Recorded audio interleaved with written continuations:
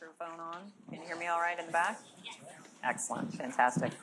So in the 30 years since I graduated from the University of Georgia, I've actually worked on hundreds of statistically derived attitudes and needs-based segmentations in all different kinds of categories, ranging from medical devices to cough drops to blue jeans to airlines to home entertainment devices, running from when it used to be VHS tapes all the way up to now with the streaming of the internet. And so I've been watching a lot of trends over the years completely revolutionize the way people operate. And technology is really one of the major things that has been driving these changes in terms of how consumers live their lives. And how consumers live their lives is also impacting how we do our research. It was about 20 years ago when the industry made this massive shift from computer-assisted telephone interviewing. That was when there was a line connected to the wall in your house and no answering machine, and you would answer it at dinner time and answer questions for us. That computer-assisted telephone interviewing rapidly shifted over to self-administered web-based interviewing when the technology became available. A lot of companies couldn't quite figure out how to make money in that environment for a while, so it was a really rocky change for the industry. But it really impacted the way we collected data, who we talked to, and what we could do.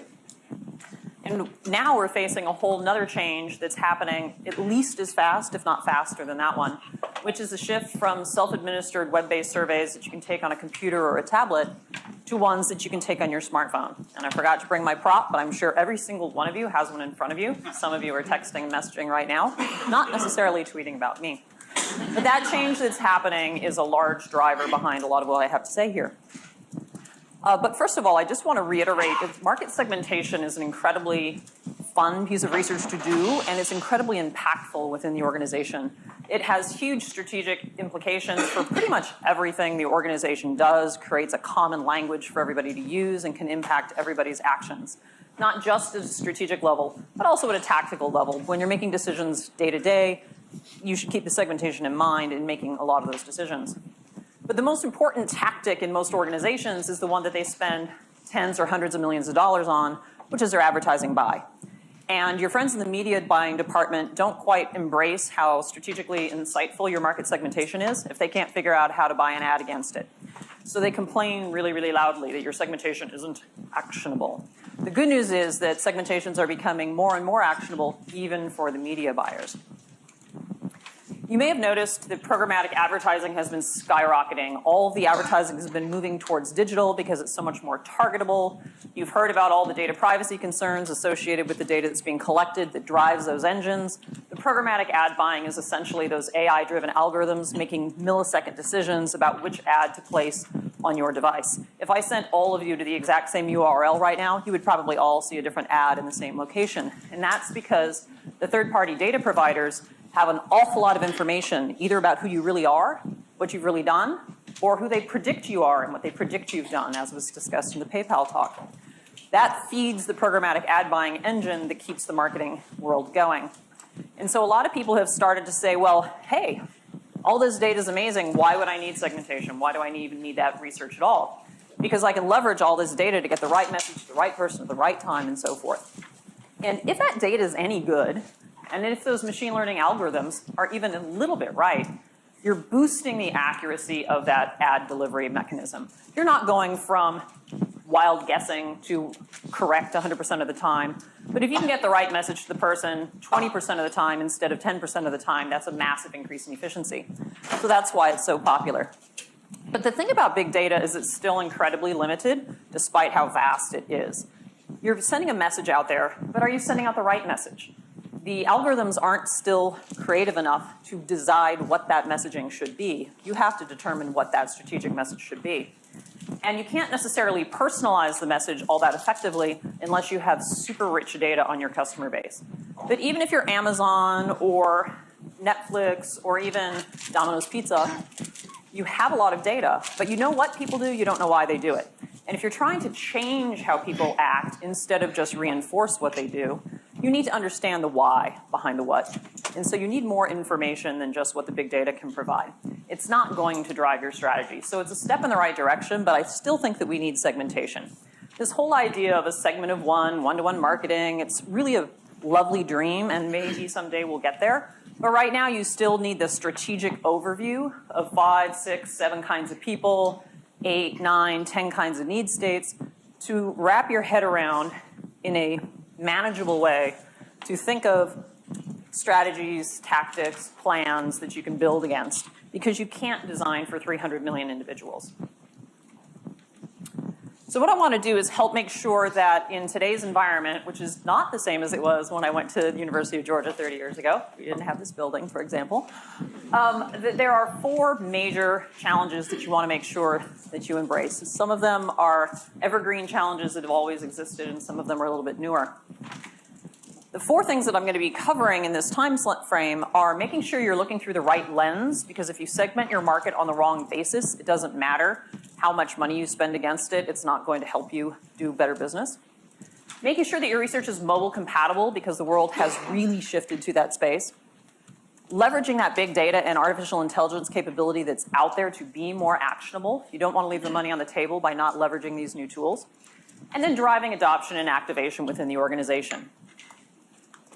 So starting out with the basic lenses, there are a bunch of different ways you could segment a market. The strategic decision is crucial. The simplest one is demographics. Anytime I've talked to a client and I've said, hey, tell me who you think your target is, they almost always start with a demographic description. Oh, 25 to 49-year-old females, something like that. It's intuitive, you can wrap your head around it, it's how we go through life, you classify and bucket people on basic demographic characteristics. But while demographics do a pretty good job of predicting what categories people might buy, and I am not giving examples because I don't want to get blamed for stereotyping, they tend to not do a very good job of predicting the actual brand or product within that category, unless your brand is Axe in the body wash category. Then demographics might help. The reason people love demographics, beyond it simply being intuitive, is that it's targetable in media. And it's not so much that you can accurately hit the demographics you're looking for with a super high degree of accuracy, but you can very easily target those demographics. And so it's a very easy media buy. Not necessarily that much more efficient, but very easy to do. So that's why demographics have been so powerful over time. Then enter behavior. 2 reasons why behavioral segmentation has gotten to be a lot more popular recently. The first would be behavioral economics, behavioral science, the basic idea that people don't know what to do, why they do what they do. It's all non-conscious. They're not thinking. How could they possibly tell you what they really meant? They'll just post-rationalize. So that sort of line of thinking sort of says, maybe I should just group you based on what you do. And then enter big data. There's now so much information available out there. Why not just segment people based on what they actually do? You don't even have to ask them what they do. You actually know what they did if you have access to this behavioral data. But I was talking about this in a conference about a year ago, and I had 2 separate clients come up to me in utter exasperation saying, I did one of those big data segmentations, now what? They're like, I can't recruit them for a focus group.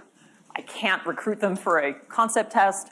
I can't classify them in my brand tracker. How do I replicate these segments? I was like, yeah, big problem.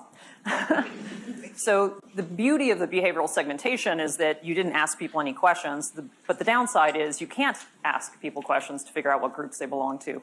So you want to think long and hard before you decide to build your strategy around a behavior-driven segmentation. Attitudes are the one that I like to use a lot. I think they're very powerful. There are also a bunch of different kinds of attitudes. You can totally unpack this lens into different levels, different phrases. If you're doing a really rational category, the kind of category where you could have done a choice model, where people can define the product on very functional benefits with very descriptive features and things like that, you can absolutely talk to them in a very rational way about their attitudes towards the category. But if you're dealing with something that's more of a commodity, like Coke versus Pepsi, I know, I called it a commodity, sue me. Or bottled water, or if you're dealing with something that's entirely imagery driven, you're probably not going to segment people based on their attitudes towards level of carbonation or calorie count or color of can, right? That would make no sense. You wouldn't do that. Instead, what you're probably going to do is segment people on attitudes towards life, the universe, and everything. Motivations, values, and so forth. Coke and Pepsi both go after very positive emotions, completely different positive emotions when they sell to their audiences. So the attitudes you measure are very dependent on the category you're doing research in. It's not just attitudes, it's not just all attitudes. One form of attitudes is your needs, what you're trying to fulfill when you're buying that product category. why you're buying in the category and specifically which things you're buying. Those needs can be defined by key buying factors, classic attribute batteries, what's important to you. That's assuming that you're dealing with messaging. If your goal, though, is to drive engineering development of products that are not going to come out for 3, 4, 5, 6 years, then you're in a situation where you might want to group people based more on what kind of person they are. What are their psychographics? What is their lifestyle? Are they a soccer mom, a business traveler, a student, and things along those lines? Because this is the case where if you had asked me what I wanted, I would have asked for a faster horse. I don't know what's possible 5 years from now. People didn't even used to know that they would even want a smartphone. Why would I need one? So they can't envision the future. So if you ask them what's important to them, they're just going to base it on what they know today. So when it comes to long-term innovation, the needs that you're going to measure are probably more inherent to who I am as a person, rather than how I think of your category. And if you're dealing with products that are in a repertoire situation where people hire different products to fulfill different needs at different times, they're all wines, but I buy different wines in different situations. They are all airlines, but I fly different airlines in different situations. If I have an occasion-based set of needs, and my answer to how important is this is, well, it depends, then you probably need an occasion-based segmentation. Now, the problem with occasion-based segmentations, need states, jobs to be done, is this is like 201 level marketing segmentation. This is a lot harder for people to wrap their heads around. It's easy to say this person is in this segment. It's a lot harder to say this person in this situation is in this need state. People have a harder time grasping that. And it becomes particularly challenging because most of the companies I've worked with who develop a needs-based segmentation also have a person-based segmentation. They matrix the two together. They call it a demand landscape, and they use it to drive their portfolio optimization and innovation strategies.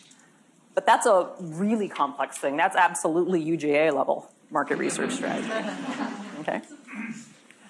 So if you're going to take action against a simple person segmentation or a complex demand landscape, you're going to need a lot of information in order to make sure that you're delivering effectively. The problem we've run into these days is we've gotten this really bad habit of thinking all of that information needs to come from the same person in the same survey at the same time. Back in the 80s and the 90s, we would call you up on the phone. We'd talk to you as long as we could keep you, max of 15 minutes. If you were to back that into how long that is in a self-administered survey, that's like a 10-minute, quote-unquote, self-administered survey. Or we would print it on paper, and we would ship it out and ship it back, and time was money, paper was money. You had to be incredibly disciplined. But in today's environment, it is so inexpensive to add a few extra questions that are a little less necessary, but somebody wanted, that we just go ahead and do it. We just make it a little bit longer. 25 minutes is only 5 minutes longer than 20. It's 25% longer, people. It is a big deal, okay? And so we need to worry about this because the reality is that only some of this information is strictly necessary. The information that's strictly necessary are the segmentation dimensions, the ones from the lens that you chose as most relevant to your study. That is how the algorithm will group people. Then within the profiling section, you want to prioritize people. How valuable is this segment, and can I get my hands on them considering what I'm selling and how I'm selling it and what my purpose is as a company? And finally, profiling and targeting information. Who are these people as people beyond the category? Where do they get their media? How do they behave? Can I wrap my heads around them as an individual so that I can bring them to life? That sort of information is nice to have when you're developing your segments, but not really necessary to have until you're ready to take action against them. So the problem that we have is that we have this bloated survey that's been created because it's so cheap and easy to do it. You're not listening to the person complain on the phone. You're not seeing them start to satisfy, sort to tune out. You're not noticing that they've dropped off because your vendor isn't telling you what your break-off rates were. So you have this problem with this long survey. And the reason it's such a problem is because we're all attention-starved. We've all moved to a place where we watch a 5-minute YouTube video because a 30-minute TV show is too long. We use Twitter, and now what is it, 200 characters instead of 100, but it's still a lot less than a sentence or a paragraph. We've gotten to a place where people don't take surveys unless they can take them in a quick and easy way. The access to people through smartphones is wonderful because now they have more opportunities to take surveys. But the problem is you can only cram so many questions onto a smartphone screen, and you can only spend so many minutes on it before people decide, oh, gotta go, gotta do something else. This bar chart is an example of 2 separate studies that were done this year, similar demographics, wide open demographics in the US. The pink bars was a 15-minute interview. The majority of everybody under 35 took it on their smartphone. The longer survey, only a quarter did. Do you believe that psychographically and lifestyle and behavior-wise you have the same people in those two studies? No. You were able to quote on them demographically. You think you have a representative sample, but you don't. So it's really important to keep your surveys short enough and easy enough that people will take them on a smartphone. To do that in a segmentation environment, I suggest a solution, which is some semi-concurrent surveys rather than big ones. If you go back to the old school approach, you start out with a phase up front where you're creating your expectations for what are we going to do, what does success look like, what do we already know, what can we fill in the gaps. Then you go do this big, fat, quantitative study, and it takes you 12 weeks to write it and to vet it and to send it to all your stakeholders and get it legal to approve it, depending on what industry you're in. And then you go into this later phase where you say, all right, now I'm going to personify people through additional qualitative, and I'm going to send out a report, and then I'm going to listen to the ad people complain that they can't buy media against it. What I want to do is talk about how this has evolved or should evolve for you as you're doing segmentation today. In the first phase, I would propose that you might want to recommend changing your focus groups and your favorite Chinese food at your favorite facility into more of a digital online anthropology sort of a situation, more of a pop-up community setup where you can talk to people across a couple of different weeks. They can look at their cabinets, they can ask their friends and family, they can observe what they really do. They're in their natural context. You could even send them to the store. You get much richer, more real, more robust information this way, and you get more geographic dispersion. Because really the qualitative phase here is designed to get as much diversity of information as possible because you're trying to make sure you're not leaving any stone unturned in your segmentation survey. Also, there's a ability to go out and look at the broader world that you might not have already looked at, and you might actually discover that there are additional topics you should be covering that you wouldn't have thought to even ask about in your qual. Then your quant should be broken up into some semi-concurrent phases. What I mean by that is we don't have to finish the quant and write the report and send it to the company and then do another study. I'm just saying that instead of doing a single survey, you should slice it into pieces, and this additional pieces that are not required to define the segments are where you should leverage specialty sample sources that may have appendable third-party data, that might come out of your own database, that might have additional information appended to it so that you can get either more accurate information or more targetable information or just some additional information that you didn't have to ask them. This way you'll get a more representative sample and the data you collect will be more reliable because you won't have a bunch of people who are satisficing at the end of their survey. And then finally, for your personification phase, I like, again, using a pop-up community because you might decide to then keep that community in an ongoing basis to build ongoing engagement with your target segments. I think you need some end-user training to make sure people are going to act on stuff. You should do database scoring if you're lucky enough to have a database, and you should do audience building if you're lucky enough to have a DMP. I'll talk a little bit more about each of those, but not too much more because I've already gone on too long. So the initial phase is pretty old school. You've hopefully already heard about that before. The new things that are more digital in nature are leveraging those digital qualitative options. And then the listening stuff that I mentioned, you may or may not have heard of. Semiotics is basically seeing what's going on in the marketplace out there that might be relevant to us, that perhaps we should start asking about. And online anthropology is similar to web scraping, but on steroids, much deeper level. I can tell you more about that later if you're interested. When you do your segmentation, you might have thought you had this giant 40-minute survey. What you really need to do is cull it down, narrow it in, only keep the stuff that's absolutely strictly necessary for that first survey. Hold the other stuff in a parking lot. Don't worry, you're not walking away from it. You can do it in another one of your surveys. You're going to get some initial estimates of market size. How big are the segments? How much do they spend? What do they buy? Things like that. But remember, people are terrible at self-reporting buying behavior. They have no idea what their purchase cycles are. They're not very accurate about their unit counts. They have no clue what they spent. So this is relative estimate, and it's pretty good at helping you figure out who you should prioritize, but it's far from perfect from a market sizing perspective. If you go out and you do another survey with a specialty panel such as IRI or even Numerator to capture what the actual SKU level buying behavior is, the true promotional propensities, whether or not they're profitable, those sorts of things, your own database to know what they're spending, this will give you much better information about market size and market potential. And the other thing is it addresses the dirty little secret of segment size. You've probably heard people complain that my typing tool doesn't work. What do you mean it doesn't work? Does it not find people that fit the description? Actually, it does, but the sizes are all wrong. One reason the sizes are all wrong is because you took 3 minutes worth of questions out of a 25-minute survey and expected people to answer them the same way. Anybody who knows anything about tracking knows you don't change anything, right?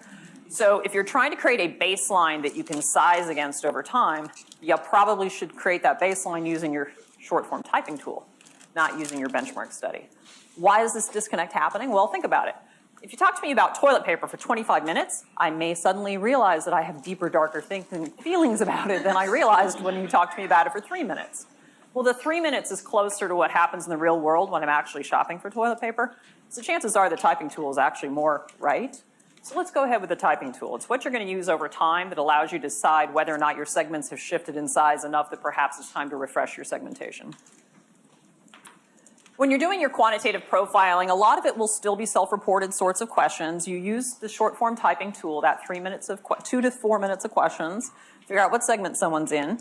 But you can also append digital information that you didn't used to have access to, which can just provide additional information without having to ask the questions. You can personify in a qualitative way, because although I'm a stats geek, quantitative person, I get it. You've got to talk to real people. You need videos, you need quotes, you need to just have a one-on-one personal interaction with these people. If you're trying to produce a super high-quality presentation video for your rollout, you probably need professional videographers and your ethnos and your IDIs. But you can also get a lot of really great stuff from those pop-up communities where people submit videos and photos themselves. People have gotten so good at that sort of thing in today's YouTube environment and Instagram and whatnot. So when you're rolling out your results, put all of the study information from all the different phases together into an integrated report. Rely on great storytelling as well as really solid design theory. Make sure you're presenting data in all the different ways that people absorb information. Multiple intelligence theory suggests that not all of us absorb information the same way. Make sure you're using a variety of different types of information to communicate the segments.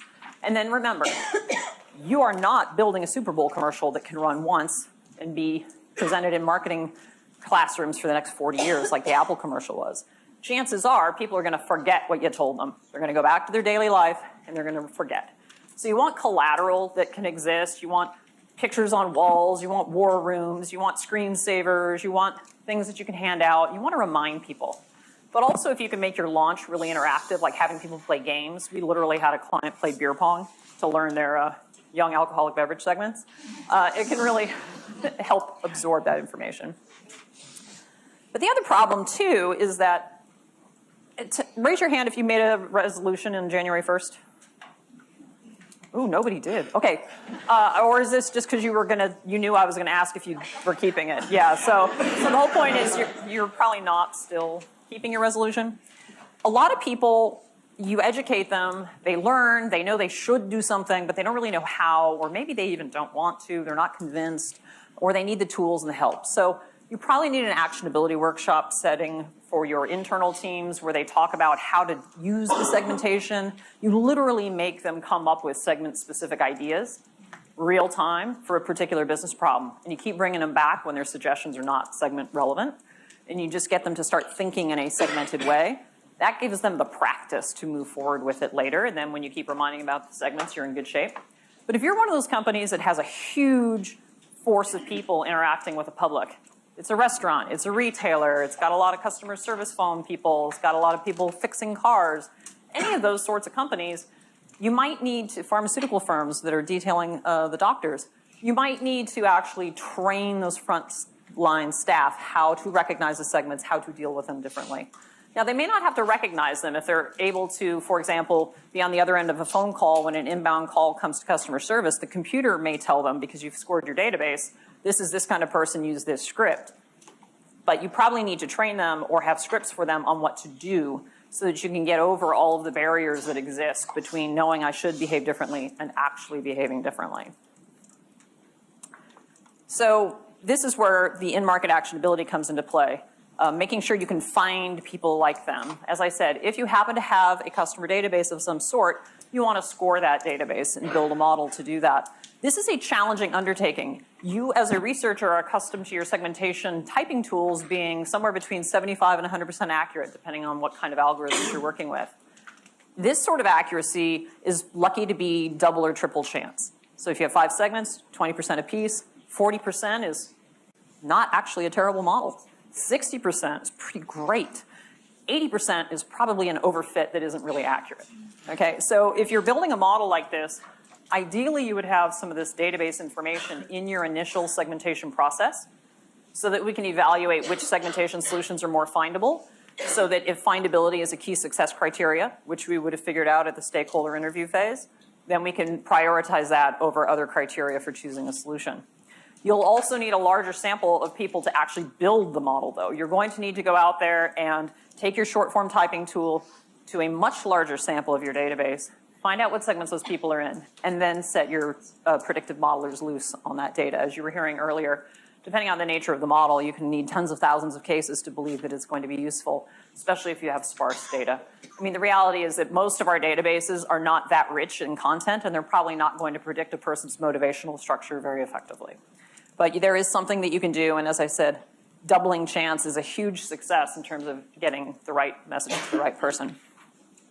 And again, if you have no CRM, or if you do advertising for acquisition against customers that are not in your database, you can leverage the third-party data that's out there to help build either targeted advertising buys, if you're not lucky enough to have a DMP, or your DMP can actually build a custom audience for you, which is a proprietary method of directing ads against them.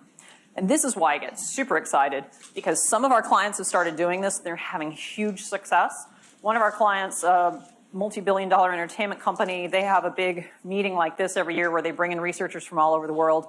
And 2 years running, they've actually presented success stories around their ability to boost effectiveness by targeting ads to various segments that they've created through attitudinal work.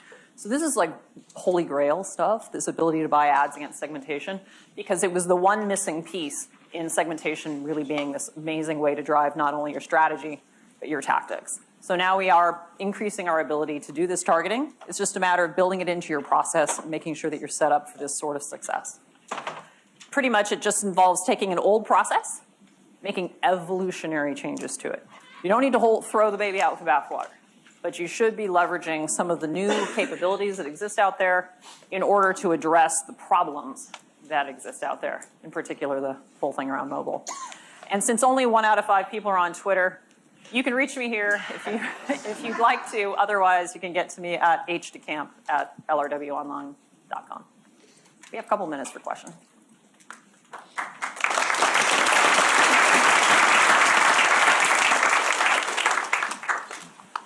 Anyone?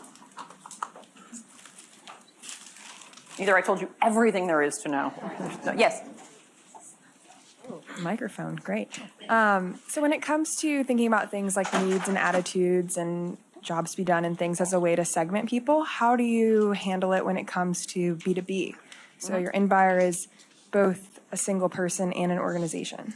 Yeah, business to business is a much more challenging piece of research pretty much in all categories, but also in segmentation. Oftentimes we will have the person talk on behalf of their organization. How do you think your company views these issues? What is important in your company? And so they sort of speak on behalf of the company. In other cases, we'll just try to understand the individual people, and it's a function of how the company is doing business. If you are reaching out to lots of separate individual decision makers and you're trying to influence the individuals knowing that they will then all collaborate to make a decision, then you do want to understand the individual and how they think about it and what their role in the process is. On the other hand, if you're really just trying to classify businesses into categories, then you would probably have them report on behalf of the company and say a lot less about what you think and a lot more about how you think the company operates. You can get pretty different answers if you're very clear in how you couch those questions. Yeah. I was curious, if your ability to... If you're creating segmentations built off of needs and occasions, can you help me understand how then, once you have your typing tool created off of that, how then you apply that to your database? Sure. So that is one limitation to needs-based segmentation, because the definition of an occasion-based segmentation is that I belong in different occasions at different times. So you might be able to score individual transactions based on what needs you believe those transactions were fulfilling, but you wouldn't be able to score the person unless you observed a pattern of they seem to dominantly be in this sort of a need state, therefore this will be the main one we assume they're fulfilling. So the database scoring is usually at a person level. I meant more about kind of going back and actually like creating that segmentation within your database. Because a lot of times the typing tools are created off of your inputs, which are different than what's in your database. Oh, that's absolutely true. Okay, so the database scoring modeling part of it. So it is a predictive model. So you're using the information you know to predict the groups the people are in, which is why there's often a very low hit rate, because you are asking things about, self-actualization and the degree to which you're ameliorating risk, and all you know in the database is how often do you buy on sale and what's your typical purchase price. So the accuracy is often quite mediocre. So you build like another model after the typing tool. Yes, so the typing tool is so that you can do additional primary research. The application of the typing tool is to do more research. The database model is its own model that just says, I know what segment these 2,000 people are in.